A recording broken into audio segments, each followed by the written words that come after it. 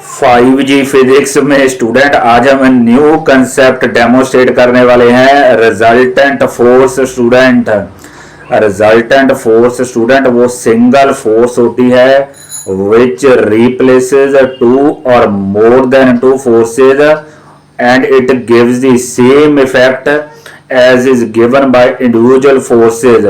कहने का मतलब स्टूडेंट वो सिंगल फोर्स जो दो या दो से ज्यादा फोर्सेस को रिप्लेस कर देती है और वो सेम ही इफेक्ट देती है which is given by individual forces. आइए देखते हैं स्टूडेंट रिजल्टेंट फोर्स की एक एग्जांपल देखते हैं। ये स्टूडेंट अरेंजमेंट तो आपने बचपन में जरूर यूज किया होगा, जहां पे स्टूडेंट आपके पास एक वुडन फ्रेम वाई शेप में होता है, जहां एक रबर बैंड होती है which is called as a sling. Student simple language में स्टूडेंट हम इसको गुलेल कहते हैं। तो यहाँ स्टूडेंट बेसिकली रिजल्टेंट फोर्स काम करती है।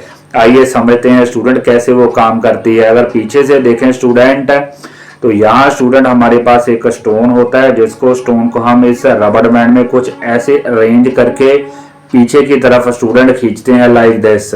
तो हमारे पास दो 1 and 2 स्टूडेंट, यहाँ student basically tension T1 and T2 generate हो जाती है which act as two individual forces F1 and F2 student. तो स्टूडेंट इन दोनों फोर्सेज की जो रिजल्टेंट फोर्स होती है ना, उसी डायरेक्शन में स्टूडेंट आपका जो स्टोन है that will move when you will release this arrangement. तो इस केस में स्टूडेंट आपकी जो रिजल्टेंट फोर्स है उस इस डायरेक्शन में बनने वाली है student.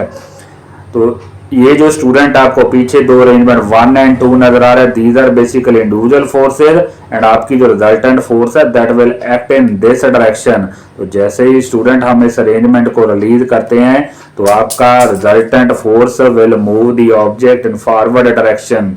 I hope student you will remember this important demonstration of a resultant force which act in a sling. Please do like and subscribe my video. Thank you very much.